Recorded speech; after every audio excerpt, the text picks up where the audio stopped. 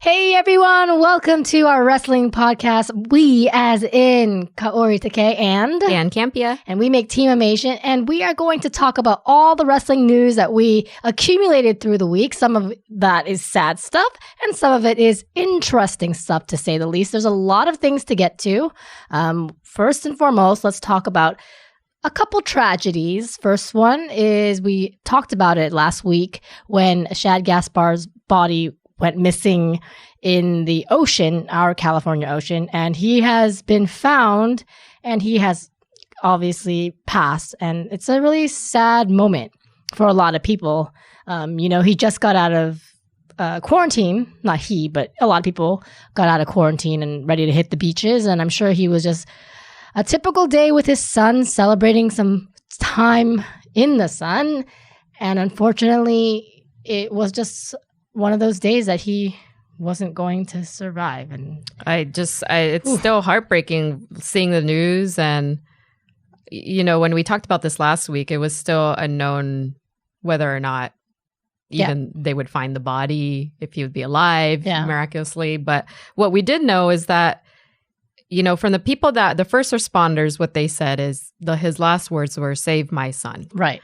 And just to think about what type of person, what type of man, what type of husband, what type of father would put themselves, put their kid in front of saving their own life. Like, this is the epitome of what you would want in your parents, right? Like, you would want them to fall on the sword for you. You would want your parents to always protect you. And I think it's tragic, but it's also just a testament to hopefully what type of human being he was. And everyone was celebrating his life in terms of, lots of thoughts and prayers on Twitter. So it's been really sad, really, really sad time. It's been really sad. The wrestling world has been mourning. There's been a lot of tweets, and there's a GoFundMe to help his family recuperate through this process. And a lot of wrestlers and superstars have helped out, including, I think, Chris Jericho, the Rhodes,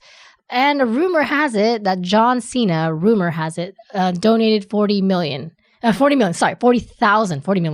$40,000 to his GoFundMe. Obviously, that hasn't been confirmed as of when I saw this news tidbit. Maybe it is now, but I don't think so.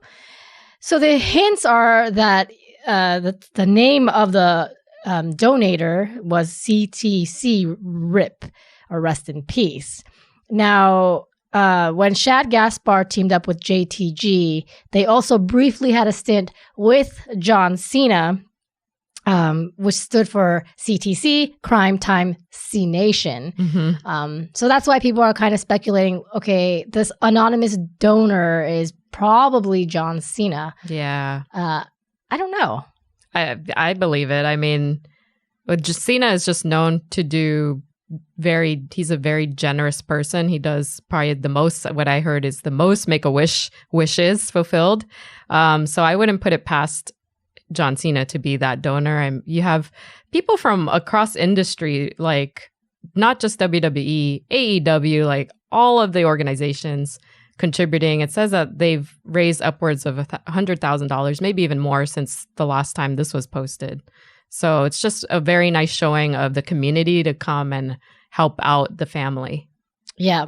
And, the family now has a hole that unfortunately can never be replaced. And it's just really tragic. But we're wishing the best for them. And, his legacy lives on with his son. For sure. Yep. So who knows? Maybe he'll be a wrestler. You never know. You just never know.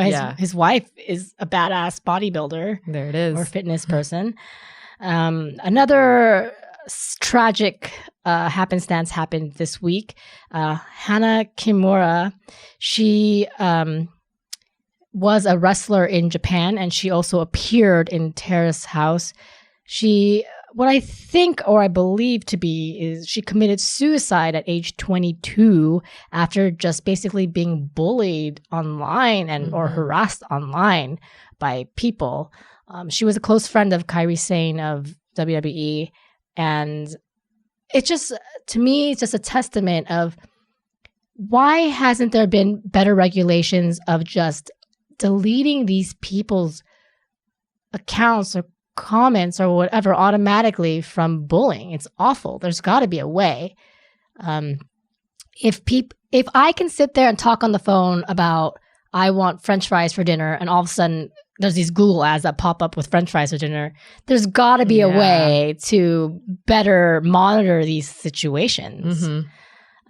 Yeah, I agree. It's just, it's like an ugly world out there, right? I think even you and I talk about it. I go back and forth with, do you put yourself on social media? Do you put yourself on, like, all the time? It's just, it can be a beautiful thing and it could be a very ugly and nasty world. And just from what the articles are saying about what people speculate really drove her to commit suicide was not even anything to do with her wrestling, which is the unfortunate part, which from what I heard, and I'm not familiar with her, but from what I've read and I've heard from the articles that have come out, she was just an up-and-comer. So many people came out to, give their well wishes to the family of her passing.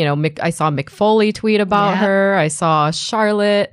Just a ton of these, people who are kind of the upper echelon of wrestling, the wrestling world have her back, are supporting her and her family at this time. And the thing that they're saying happened didn't even have to do with wrestling. No. If she didn't go on this stupid show, sorry, I don't watch Terrace House. I know a lot of people do too. And people have been trying to get me to watch it because they think it's my type of like reality trash show. But this one incident is what started the bullying. And it's like any little thing. You walk on eggshells when you're online. And it's definitely it's frightening thing. Like even for us, you post one thing that somebody takes offense to and it's you get bullied, and it's just like, how can you stop that? How do you stop it?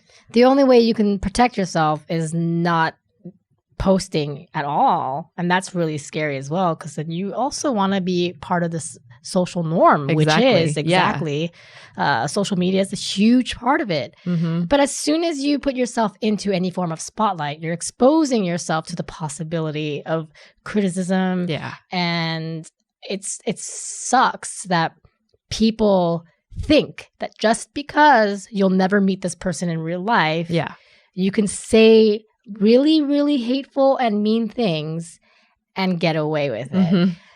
These people who have bullied her because of her character in Terrace House or whatnot, all of that accumulated to her death. Yeah.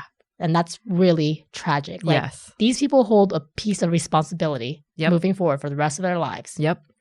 And I hope that sounds really horrible, but I hope that like is a lesson for other people that are bullying. Like, it's never too late to stop. It's just not worth it. Yeah. It's horrible and it's cruel, and we're humans and we're emotional and we're sensitive, and these things, we never take it with a grain of salt. It accumulates, you know? Absolutely. I 100% agree. So even just like as a infomercial for, if you're ever feeling that way, there are phone numbers, there are resources that you can reach out to make sure that you feel supported in your time of need. If you are feeling down or if you're feeling bullied, reach out. There are people who can help, people that if you just need to talk to somebody. And I think this is just a horrible incident, and it's just tragic that it has to happen to someone so young. And who had a career ahead of her. Yeah, exactly. She looked like she was up and coming with all these matches that she's already been in. She probably would have been a really big star coming around. She's only 20. She was only 22. Oof, so young. Yeah. Next up, Vince McMahon. There's an article that he is not convinced that a certain Raw star should climb up the echelon, and that star would be Shayna Baszler. Why are you laughing? I'll tell you why I'm laughing, but you tell me why you're laughing. I'm just laughing because it kind of like made sense now. Does that make sense? Yes, like, that's exactly why. Okay. Right. Okay. Yeah. Because for a while, she was top star in NXT. She reigned for a long ass time. She made it on Raw, and then we kept going like, what is happening with her? Where is she going? Yep. She, had confrontations with Becky Lynch, who was the champion, and she disappeared again. It was like, what is happening? I don't know. Do you believe it? I kind of believe it. Yeah, me too. Because it just makes sense based on, as a viewer, what we're seeing. Yeah, agreed. Right? But, you know, it's kind of sad, but I, for what it's worth, I liked Shayna in the sense that she was different from the rest of the other girls, right?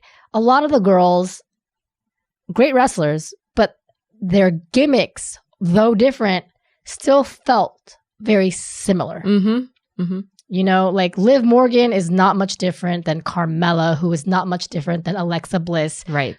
Like, who is not much different than the new updated Dana Brooke. Like, all of them are blonde and a little crazy. And they all deviate a little to pronounce their own differences. But Shayna was different. Yeah. Like, she wasn't hot. She was just strong. Yeah, agreed. I think she was the only one that I could see amongst maybe some others, but one that I believed could go up against a Ronda Rousey, for example, you know, where they both aren't all about the glam. Even though these girls try to pretend like they're not about the glam, they're beautiful girls. Yes. Like that is the reality of it. But from her look to her wrestling style to her personality, she's a bit scrappy. She's a bit darker, like in terms of like just her tone and the way she looks. And she could have easily been somebody that would go against a Ronda Rousey, for example. Yes, that's very true. Right. Because a lot of it, what's her name? Sasha Banks. Super hot, but I forget she has wrestling skills. Yeah. Until you put her in a match and you're like, oh yeah, she's a fucking badass wrestler. It's very distracting. Yeah, it is. But I kind of believe it too. I think, and I don't think Vince pays attention to NXT, for example, but as soon as they pulled her up to Raw and they pulled her into that first match on Survivor Series and then now Raw, you're right. It's like her storyline has just been like tossed around. You have no idea what they're doing with her at this point. Right. And maybe that has to do with Vince. Maybe giving a chance and it's not working out.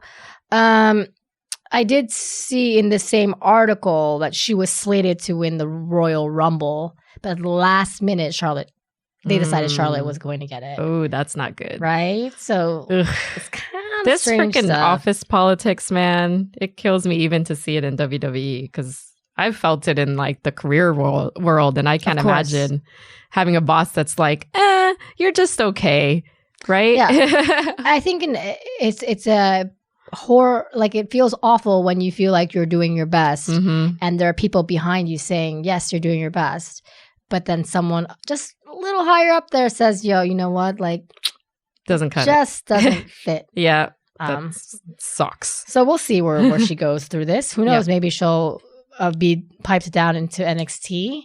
And that's not necessarily a bad thing at this point.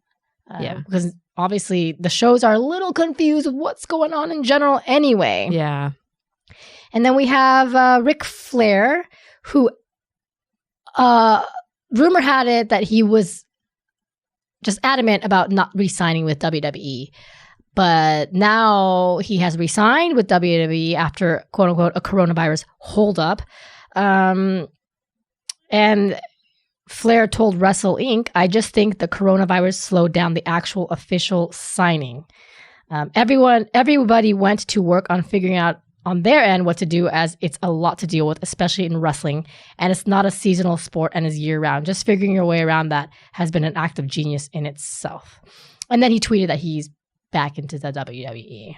What are your thoughts on that? I mean, gosh, I didn't even notice that he was gone just because of the pandemic and the availability of everybody not being able to come together at the Performance Center. But I just can't see WWE without Ric Flair, right? His daughter's there. She's kicking ass. Like that, they kind of go together at this point, unless there was some weird fallout or he was just like, I'm over being on camera, which I can't I wouldn't be able to believe that Ric Flair wouldn't want to be on camera. Yeah. Silent and profiling. There's just no way. I think I believe it. I'm sure with them making the layoffs, them trying to recalibrate their budget, and even just like the sheer distance of being able to sign papers and talk contracts and stuff, that was all held up by the pandemic, I'm sure. Yeah, I'm sure a lot of things are slowed down, and obviously a lot of people currently are on hold when it comes to working.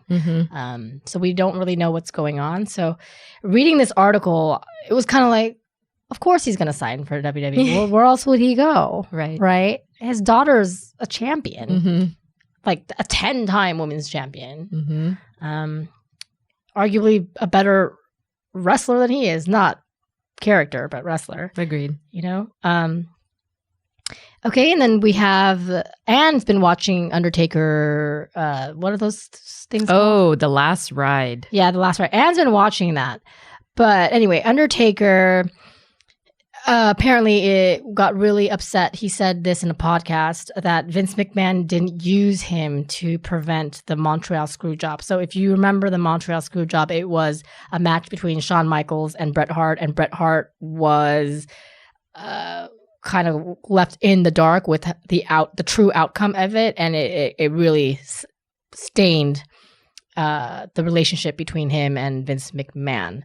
It's a pretty known story, and yeah, that's what happened. But Undertaker, allegedly, he says that if he would have done it instead of Shawn Michaels, Bret Hart probably would have been more game for it. I mean, there's more than that than what I just said, obviously, but what do you think, Anne? Yeah, no, I mean, I love that we're kind of getting this behind the scenes with the Last Ride, and I'm not through episode 3 yet, but I'm through episode 2, and what I will say is that they clearly paint a very strong relationship between Mark Calloway and Vince McMahon. And so even Bret Hart in episode 2 says, there's only one man that could go knock on Vince's door and be like, Vince, I don't agree with what you're doing. And that was Mark. And that is Mark to this day. I mean, and the fact that he can say this now in a podcast tells me that they probably have a very respecting relationship. Yeah, super tight. I mean, Undertaker, or Mark, describes him as a father figure, a brother, a best friend. Like, he gives all of the adjectives that you could give to somebody that you really care about. And they asked Vince, what do you think about Mark Calloway? And he couldn't even speak. He just said, turn the camera off. He was he had no words for his relationship with him. So with this coming out, I believe 2 things: that they obviously, him and Vince are tight enough that Mark feels okay to even have this kind of candid conversation about the Montreal Screwjob, right? To even come out and say that. And I have to believe that, his intuition probably was right. If he had stepped in, or they had done it differently, then Bret Hart might not have gone down that way. And I know you recently watched something on the Screwjob, right? Yeah, The Dark Side of the Ring. I think episode 2 or probably 3 was the Montreal Screwjob. That's a pretty good show. I haven't caught up in it, obviously, but highly recommend it. Yeah, so if you guys are just interested, if this is the first time you're hearing about it, I would watch what Kaori just watched and then go through The Last Ride, because I'm sure they'll tap into that as well. Yeah. And then finally, a big wrestling event happened this weekend, and it wasn't WWE. It was AEW's Double or Nothing, which is, I think it's comparable to their WrestleMania, It's their second Double or Nothing. It had good reviews. I didn't get a chance to watch it. And did you watch any portion of it? And what did you think of some of it? I did. It was about it was over 3 hours long, the entire pay-per-view, maybe 3 hours long. 30, 3 hour 40. So it's hitting on the timing of WWE pay-per-views. But as we all know, even like Money in the Bank was like a very nice time-wise. Yeah. 3 hours was like perfect. So this felt a little bit long. What I will say, just a quick recap in general, is it is definitely a step up from last year's Double or Nothing. Obviously, no audience. They did what they could, which I thought was interesting. They had a lot of people in the arena.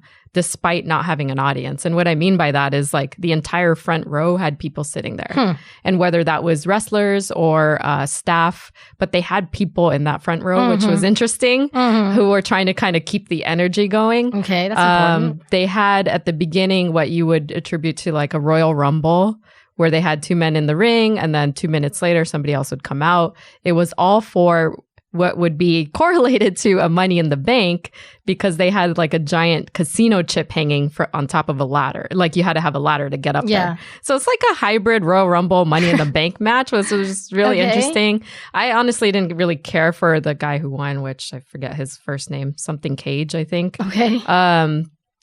But he will go up against Moxley because Moxley retained his title in what I think was a pretty good match. I think that would be close. I would say that match is pretty close to like the Kevin Owens match from WrestleMania, for example. Yeah. But then they ended with something very similar again to what I think was close to Money in the Bank. Where Money in the Bank, they were going through the Performance Center, right? Going through all like the gym and the cafe and like Vince's office and stuff. For this one, they were in the big football stadium. Okay. And so they had all kinds, they had a ring in the middle. They had all kinds of like things. People were going all the way up the rafters. And what's his name?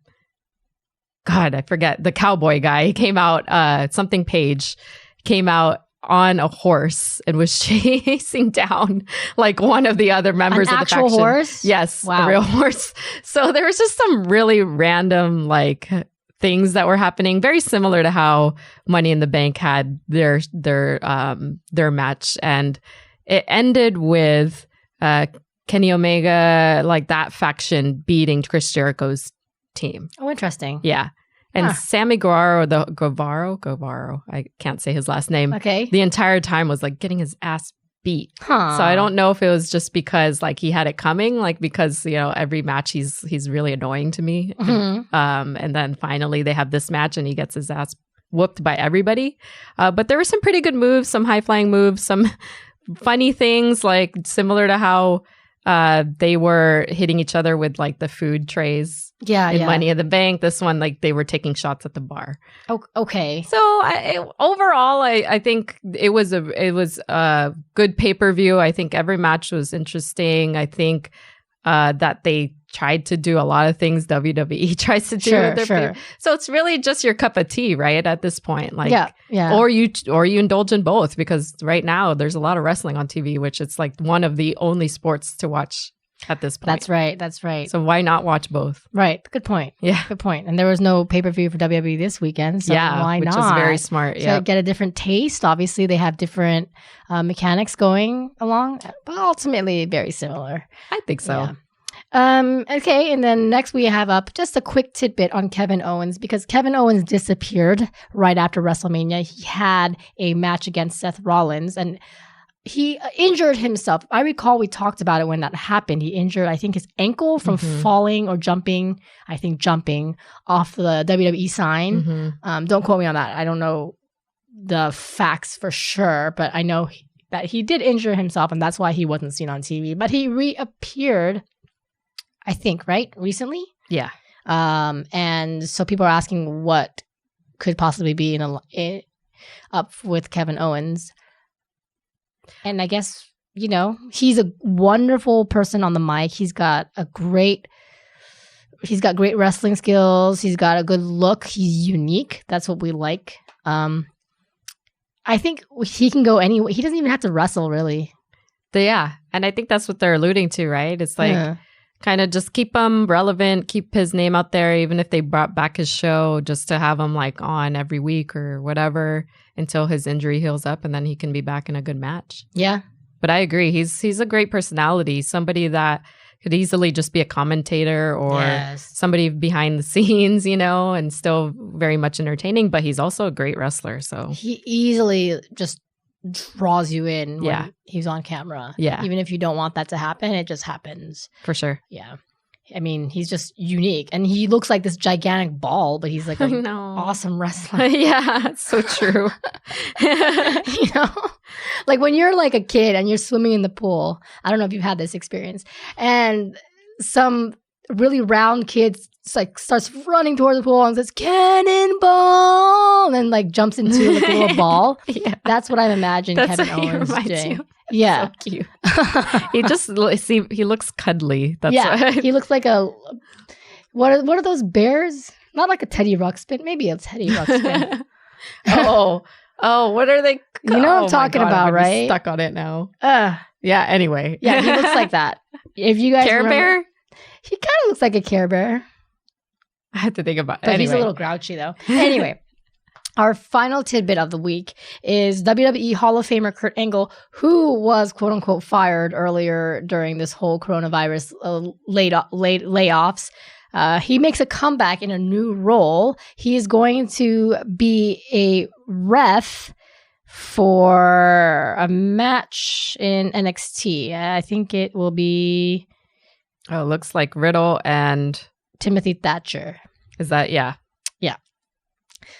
I thought this was kind of big news because why would you lay him off and then bring him back to be a guest referee?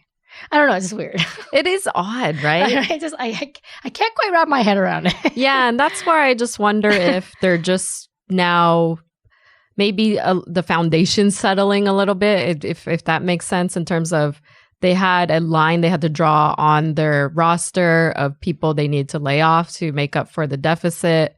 I'm just thinking money, dollars and cents at this point. And was it one of those situations where, okay, Kurt fell below the line, but now that they're realizing they didn't need to cut that many people, maybe their budget is balancing a little bit and they could take him back. Maybe. That's the only thing I could think of. I mean, the other thing I could think of is Kurt Angle is such a huge name in itself and he was just a guest referee that maybe they needed him to help with what the hell's happening with NXT. Yeah, just in a different Ratings, capacity, for sure. It could be something as simple as that. Yeah, agreed. But still, that being said, it still feels quite nonsensical compared to how it used to be. Yeah. Including this article, like Kurt Angle? Wait, what? Yeah. I know. I don't know at this point. It's just so weird. Yeah, everything seems a little, what was the word we used last week? It's just a little disorganized. I don't know how else to say it. The storylines are not as seamless as they used to be right now. Absolutely not. It's not making much sense anymore. Mm-hmm. Well, that concludes our wrestling podcast this week. And special thanks for watching AEW and recapping stuff that you enjoyed. Of course. Watching it. I need to catch up on it myself. In the meantime, where can people reach you? You can follow me at Ann Campia. You can follow the both of us at Team Amasian. Yes, and we hope you stay safe, and you can follow me at KAORIOUS on all social media outlets. Be nice to me, be nice to Ann, be nice to everyone, or don't say anything at all is my high recommendation. Agreed. You never know how impactful your words can be. All right, so in the meantime, stay safe, and thanks for tuning in. We'll catch you next week. Bye. Thanks.